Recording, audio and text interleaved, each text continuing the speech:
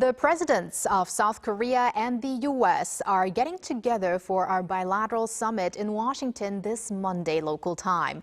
Alongside all the trade and security issues being discussed, cultural cooperation may also come up on the back of the growing popularity of the K-wave in the U.S. In fact, the interest in Korean culture, be it in K-pop, K-food, or K-beauty, could recently be felt at a flagship K-pop festival in Los Angeles, KCONLA. We now connect to an expert who was at this very event. It's Grace Kao, IBM Professor of Sociology at Yale University. Hello, Professor Kao. Hello, Professor. Hi, Shaw and Walter. Thank you for having me. Thank you for joining us. Now, Professor Kao, more than 125,000 people gathered for KCONLA 2025 earlier this month. So you were there yourself, and you also wrote an article on your experience. Which performances did you watch over the three-day event, and what was the most memorable part? So there were actually 37 acts there and many, many different stages. One thing that was complicated about KCON was, of course, there were the evening M countdown stages, which included everyone. But during the day, there were artist stages, X stage, busking stages, and so forth. I actually saw all of the evening concerts, so I saw all 37 acts, which was really, really a lot of fun. In terms of highlights, I think for me, the dream stage at the end of each show where amateur dancers who had competed earlier could come on stage. So the first night it was with NCT 127, second night it was with Monsta X, and third night it was with, now I'm blanking, of course. The third night was of course with another group, and they danced together, and that was really fun. I think also Jackson Wang of GOT7 really got a lot of attention. His show was spectacular. He said a lot of important things about how K-pop elevates Korea, Asia, and Asian Americans. So that really resonated with me. But a lot of people I spoke with said that that was one of the highlights of the evening for sure. Professor Kao, it's probably very difficult to, keep track of all the 37 acts. If I'm correct, maybe on the third day it was Hoshi Uzi. Yes, thank you.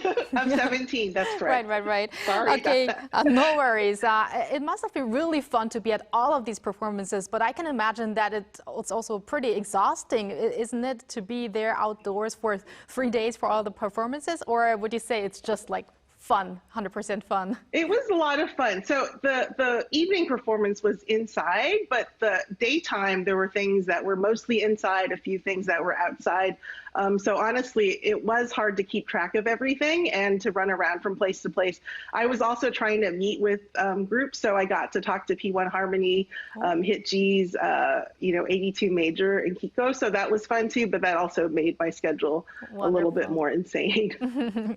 All right, and Professor Kao, Los Angeles has even designated August 1st as KCON Day. So how did this come about, and how significant is that? So, we have to remember that the U.S. is about 7% Asian American. California is about 16% Asian American. And L.A., of course, has, depending on the area, the city itself is 10%, but there are suburbs that are over 50% Asian American. So I think Asians are prominent in that area. And I believe it was council member John Lee, who is himself Korean American, along with 3 of his colleagues, that introduced that day as KCON Day. That's interesting. So we know it's no surprise that K-pop is big in the US at the moment, but when did K-pop really take off in the US? When do you remember, and how popular is it right now from your point of view? And more K-pop concerts are being held during, they're increasing in the US. And not only that, you're seeing a lot of K-pop artists, a lot of K-pop groups also joining in with American festivals as well. Why do you think the demand is there?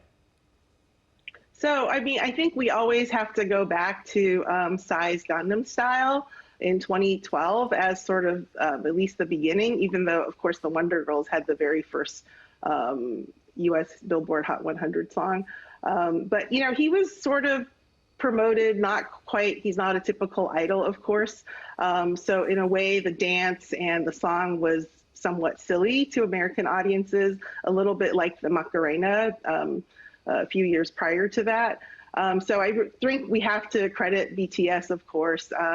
They debuted on US television on the American Music Awards with DNA.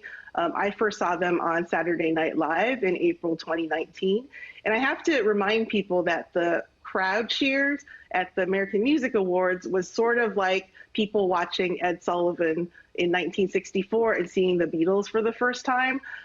The way you understood a group was popular was by the cheers in the audience. So, that was really, really significant.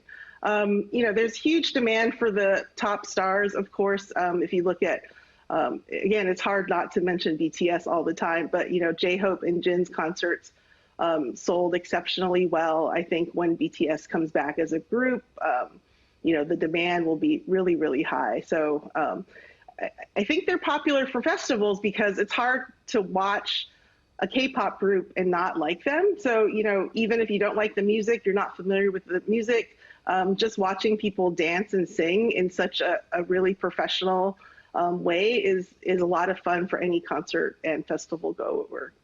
I really do think it's a great comparison that you made there between the Ed Sullivan Show and the Beatles, and also the Saturday Night Live and also BTS as well.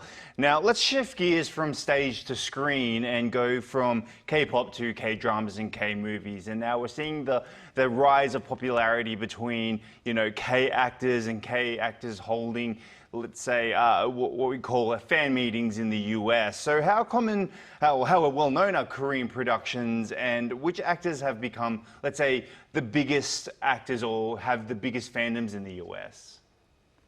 Yeah, so I actually think that actors themselves, Korean actors, have a ways to go in terms of name recognition. I think people recognize the faces of folks that have been in Squid Game in particular.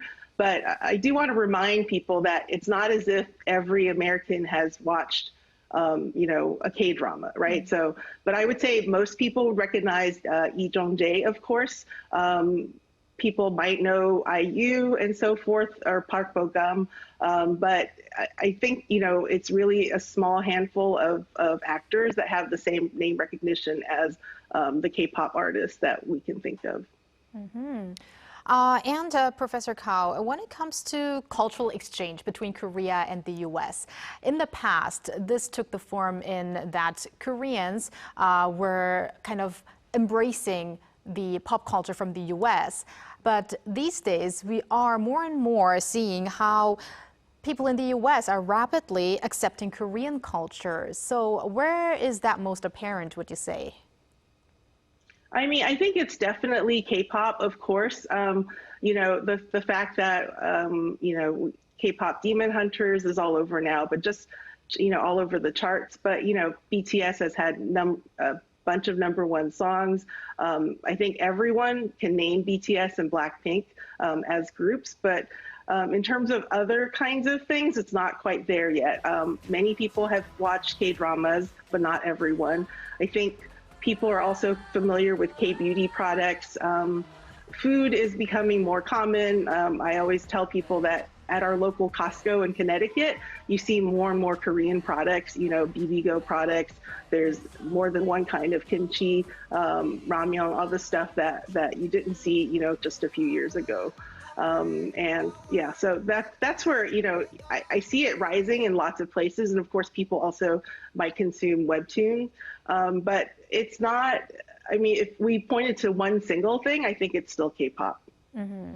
Yeah, what's quite interesting, just to quickly go back to what I was talking about with the K-actors as well, you're right in saying that a lot of Korean actors probably don't have the fame as, let's say, the K-pop artists, but there is still growing interest in the Korean-American side of it. You've got Daniel Day-Kim, you've got Steven Yeun, you've also got, comedians like Bobby Lee. The Korean-Americans are still representing, and that's also great for the Korean market as well, because I think that is also showing what the overseas Koreans are doing happening within their own country, like America, for instance. But I want to take it now back to KCON. Small and medium-sized companies, and you did mention it before, related to beauty, lifestyle, food, fashion, participated in the K collection with KCON events, right? So how much attention are these Korean cultural items receiving in addition to K-pop and K-dramas? So when you look at the festival grounds, most of it was sort of these products. But I have to say that I think the majority of people were there for the music. I did talk to some attendees that loved the K-beauty part. They were walking around looking for free samples. Olive Young had a really big display, and there were big lines there too as well. So certainly people were looking for some products, but you know, I think the attention for KCON, if you just looked at who was lining up for which things, it was still really about the music. Okay, it looks like for now, still K-pop is the biggest category when it comes to the Korean wave in the U.S. So let's wrap up with K-pop then. K-pop is not only limited now to Koreans singing in Korean, and we can also see that in K-pop Demon Hunters, for instance. So from the perspective of a sociologist and someone who loves K-pop, Professor Kao, what is your outlook on the future of K-pop and its influence? So I think it's really bright. You know, K-pop Demon Hunters sort of came out of nowhere. A lot of us are surprised by how well it's doing, but very happy about it. I actually had the opportunity to interview Andrew Trey, who is the singer behind the lead Saja boy, Jinu. And, you know, he's surprised as well, but it's just wonderful to see. And I think what is so interesting is that at the core, K-pop Demon Hunters actually does not give up its Koreanness. It's very much a Korean story. The characters are Korean. It's obviously in Seoul. The audiences are Korean. And I think that's a word of, you know, that's some kind of sign for K-pop entertainment companies who are, some of them are trying so hard to localize K-pop and make them seem more Western, and Americanize them and have all English songs and so forth. But there is a market and an appetite for products and things that really seem Korean. I think that's what's going to, you know, push the Hallyu forward, is that people still see representations of Korea, which elevates, you know, Koreans, Korean Americans, Asian Americans. And I really agree with what Jackson Wang said at KCON, that we hope this continues to flourish, and, you know, K products, Hallyu is just so important to all of us. All right. Thank you very much for your insights today, Professor Kao, and have a great start to the new week. Thank you, Professor. Thank you. And thank you, Walter. As always, we're going to see you back here tomorrow. See you tomorrow.